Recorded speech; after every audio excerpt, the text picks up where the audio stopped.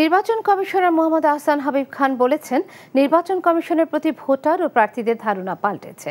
যশোর শিল্পকলা একাডেমি মিলনায়তনে যশোর, নড়াইল ও মাগুরার উপজেলা পরিষদ নির্বাচনের প্রার্থী ও নির্বাচন সংশ্লিষ্টদের সঙ্গে মতবিনিময় সভা অনুষ্ঠিত হয়। পরে নির্বাচন কমিশনার সাংবাদিকদের এসব কথা বলেন। জানান, এবার থেকে ভোট গ্রহণে উপজেলা ভিত্তিক তালিকা প্রকাশ করা হবে। ভোটার উপস্থিতি বাড়ানোর জন্য নির্বাচন কমিশন ও প্রার্থীদের আলাদাভাবে প্রচারণা করতে নির্দেশনা দেওয়া হয়েছে। যারা ভোটারদের বাধা দেবে, প্রশাসন তাদের প্রতিহত করবে বলেও জানান তিনি।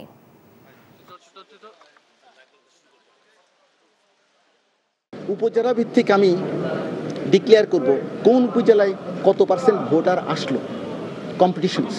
সো এটা দায়িত্ব হচ্ছে আমাদের। প্রচারণার জন্য মাইকে প্রচারণা করা হবে, নির্বিঘ্নে আসেন, ভোট প্রদান করেন। ভবিষ্যৎ যে নির্বাচনগুলো আসছে, তৃতীয়, চতুর্থ ধাপ, আগের চেয়ে কিন্তু বেশি ভালো হবে। ফিরে তাকানোর কোনো সুযোগ নাই।